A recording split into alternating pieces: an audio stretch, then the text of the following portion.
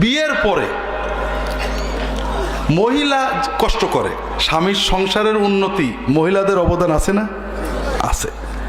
মহিলা চিন্তা করে আমার স্বামী আমার কত কষ্ট করে আমি টাকা বাঁচাই, এই টাকা স্বামী যদি বাপকে দেয়, মাকে দেয়, ভাইকে দেয়, বোনকে দেয়, আমাদের স্ত্রীরা খুশি হয় না বেজার হয়? বেজার হয়, মনে করে কমিয়ে গেল।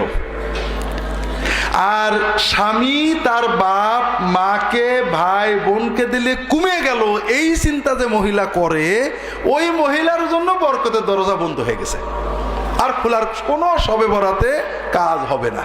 কথা কি বুঝতে পারছেন? কারণ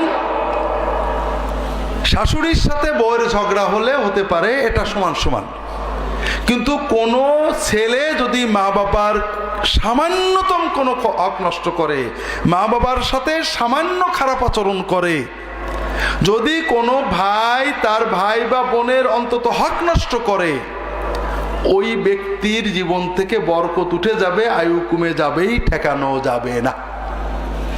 কাজেই মহিলারা যদি আপনার স্বামী সন্তানের আয়ু বাড়াতে চান, রিজিকের বরকত চান, তাহলে স্বামীদেরকে উৎসাহ দেবেন, তোমার আব্বা আম্মাকে দাও, ভাই বোনের হক দাও। এটাতে কমবে না, এটাতে আল্লাহর অ্যাকাউন্টে বাড়বে। সব সময় সবচেয়ে কম দামে কেনাকাটা করতে ভিজিট করুন damgam.com।